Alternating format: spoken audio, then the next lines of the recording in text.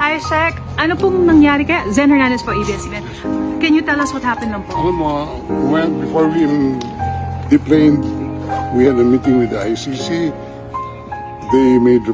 I requested that the former president be brought directly to a hospital because of his bad medical conditions.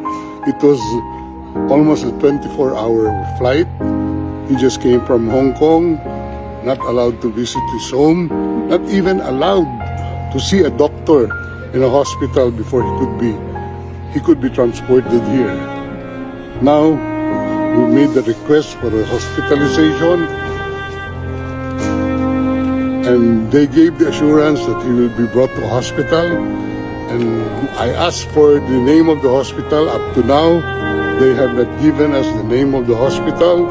So we took the position that he could have been brought here directly, and we are told that there is no President Duterte inside the facility.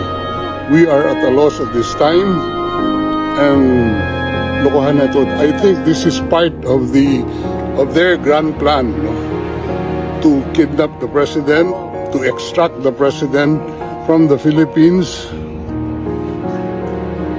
and brought to a jet without known destination.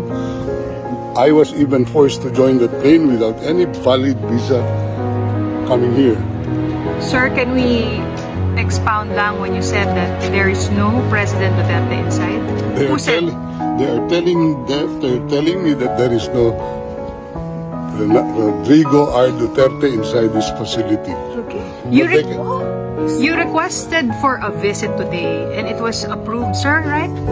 We have requested the ICC for a visit because they do not disclose what hospital he was brought to, and we assume that he was brought here last night after the planing. That's all I can say as of the moment. Is it possible he is in a hospital somewhere?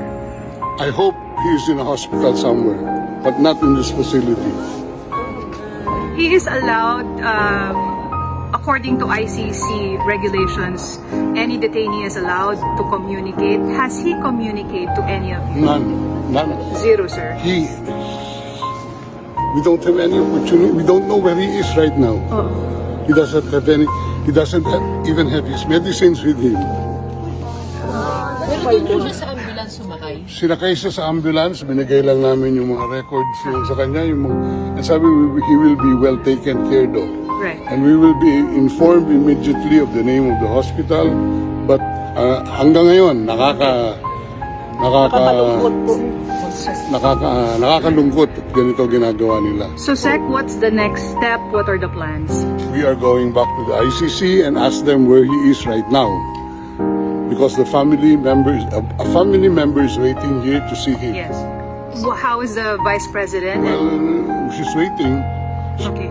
And I would assume the President would want to see one of the members of his family at this So, Sec, the Vice President wants to see him.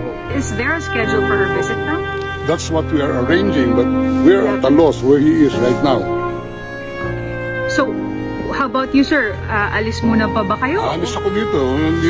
Pinapalabas nga kami. Oh my God. Anong gusto nilang gawin? Standby ako dito. Ang lamig-lamig. Ano po yung response nila sa inyo nung request for a visit?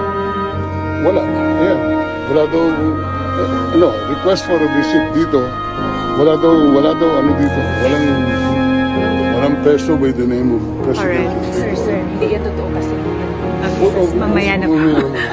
Pero sir, the embassy said that you're allowed a visit. Ano kayang pinagmumulan nun? Hindi. Ano yan? Right ng accused yan. To be by counsel. May schedule sila Thursday, so parang definite. I don't know with them. But ako, as far as my understanding of the law is, he has the right to counsel at any time. And you're acting as the official? One of the counsel, and they don't even recognize my appearance here. Okay. Nasa loob si VP sa I don't know where she is right now. Hindi pa po kayo nakita? Nag-usap lang kami sa telepono, pero wala pang until So, alright. tapos na. Okay. Thank you, sir. Thank you, sir.